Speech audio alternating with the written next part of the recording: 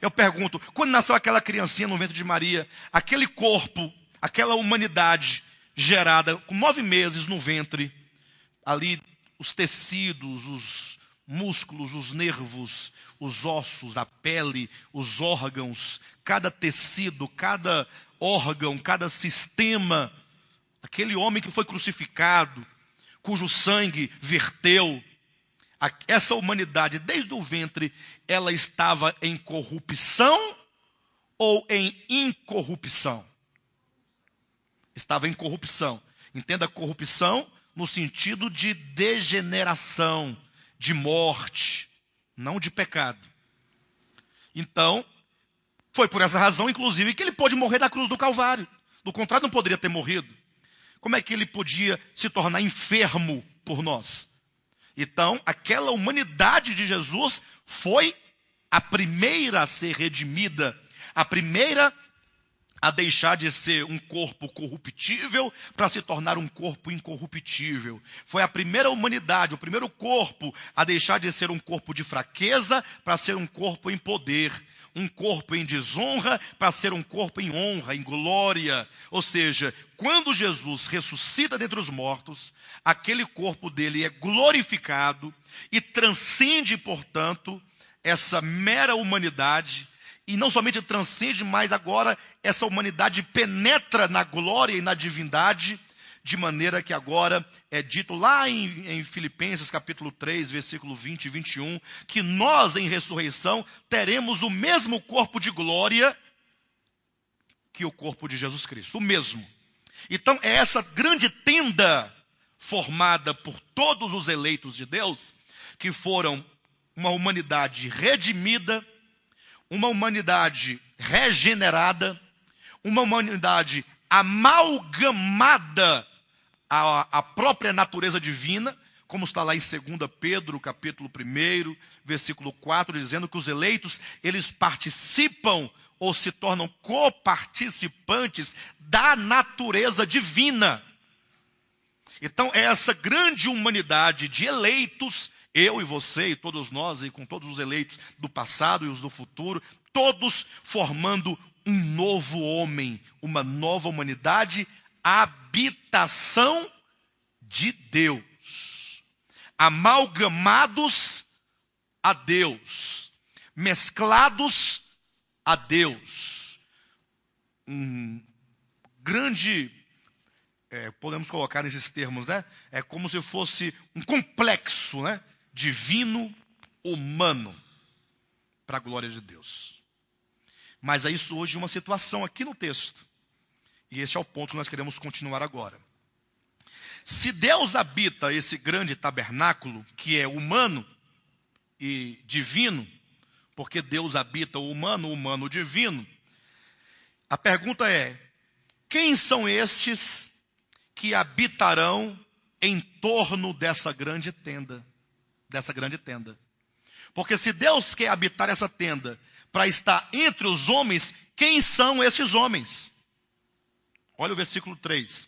Então ouvi grande voz vinda do trono dizendo, eis o tabernáculo de Deus. Esse tabernáculo de Deus são os eleitos. É uma nova humanidade glorificada, descendo. Só que é o tabernáculo de Deus entre os homens. Aí surge o terceiro ponto. Primeiro, novo céu e nova terra. Segundo, a nova Jerusalém, enquanto a noiva, enquanto a esposa do Cordeiro, enquanto o tabernáculo de Deus. Só que esse tabernáculo está entre os homens. Deus, por meio do tabernáculo, agora está entre os homens. Esses homens aqui, está aqui, olha, no versículo 24, do 21. As nações andarão mediante a sua luz. Esse sua é a luz de quem? As nações andarão à sua luz, a luz da cidade. Leia o versículo 23. A cidade não precisa nem do sol, nem da lua para lhe dar em claridade, pois a glória de Deus a iluminou, e o Cordeiro é a sua lâmpada. E as nações andarão mediante a sua luz, a luz desta cidade, a luz desse tabernáculo, a luz dessa nova humanidade, a luz desse complexo divino humano. Então surge aqui as nações, numa relação não de oposição, mas numa relação de distinção da cidade. A cidade é uma coisa, as nações é uma outra coisa. Então nós temos Deus no tabernáculo e as nações na terra, que povoarão essa terra, que encherão essa terra. Pastor, nunca ouvi dizer dessas nações, porque para mim, a visão bíblica seria aquela visão que nós podemos chamar de visão maniqueísta, que separa céu e terra, Deus, o diabo, luz e trevas, salvo o perdido. Salvo se você for crente, perdido se você não for crente. Aí pronto, resumiu tudo, simplificou tudo. Então se você está na igreja, está salvo, você sai da igreja, está perdido. Aí você entra de manhã, está salvo, à tarde está perdido, salvo, perdido, salvo. É uma roleta russa, diária. Se no dia da morte coincidir que você está fora, você está perdido. Você tem que torcer para você, quando Jesus voltar, ou quando você morrer, você não está nem pelado, nem fazendo suas necessidades, nem você tem que estar orando numa grande vigília, quase arrebatado, para garantir a salvação. Do contrário, você estaria perdido.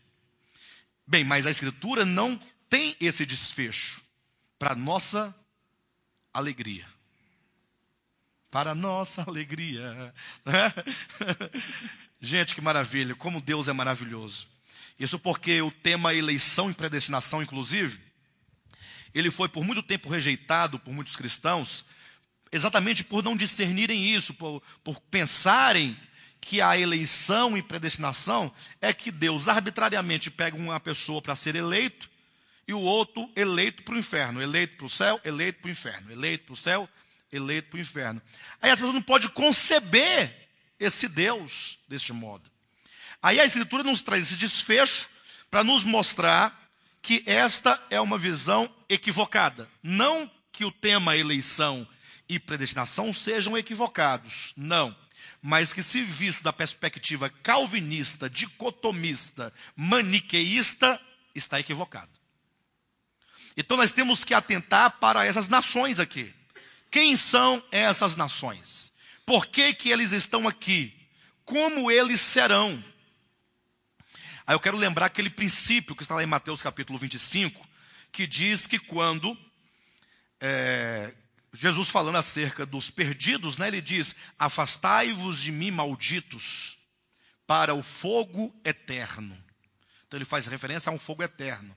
Aí ele diz uma expressão que é uma chave que começa a discernir, a abrir o entendimento. O fogo eterno preparado para o diabo e seus anjos. Vamos ler 2 textos da Bíblia. Vamos ler este em consonância com Hebreus. Hebreus capítulo 2. Versículo 14, 15 e 16. Vamos ler esses 3 versículos, pensando e relacionando ao texto de Mateus 25, que diz que o lago de fogo, que seja o fogo eterno, foi preparado para o diabo e seus anjos. Então diz assim o texto de Hebreus 2, visto pois que os filhos têm participação comum de carne e sangue, destes também ele, referindo-se a Cristo, igualmente participou. Ou seja, o Verbo, o Filho de Deus, ele participou de carne e sangue. Então a obra de redenção não é uma obra objetiva, pelo contrário, é uma obra subjetiva, porque o Verbo, para salvar e redimir o homem, ele tem que entrar na humanidade, participar da humanidade e ser humano como são os humanos caídos. E aí diz, desses, também ele igualmente participou para que, por sua morte, destruísse aquele que tem o poder da morte, a saber, o diabo. Então a obra de Cristo, na cruz do Calvário, não foi para me salvar a mim, Alexandre, individual. Mas, primeiramente, é uma morte que, no que diz respeito ao homem, à humanidade, é o cumprimento da promessa de Gênesis 3,15, que da mulher nasceria um que esmagaria a cabeça da serpente. O grande problema não é o homem, o problema é a serpente. O homem foi enganado pela serpente, o homem foi vítima da serpente, e portanto o juízo recai sobre a serpente. Por isso que a morte de Cristo foi para destruir aquele que tem o poder da morte, a saber, o diabo. Então a redenção não é para matar o homem, não é para destruir o homem. A redenção é para redimir o homem e para destruir a fonte do mal, a origem do mal, que é a serpente. Haja vista que o lago de fogo, ou que seja o fogo eterno, foi preparado para quem? Para o diabo e seus anjos, e não para o homem. Mas o texto continua dizendo, 15, e livrasse. Então a morte de Cristo, não é bem a morte, aqui não diz morte, né? Na verdade, essa economia divina, que o verbo se faz participante de carne e sangue, esta obra de encarnação e tudo que envolve a vida encarnada do verbo, porque envolve aqui o sofrimento, envolve a morte, envolve a ressurreição. Então é dito que ele se encarnou, o Logos, o Filho de Deus, se encarnou para tratar com o mal, que é o diabo, conforme o versículo 14.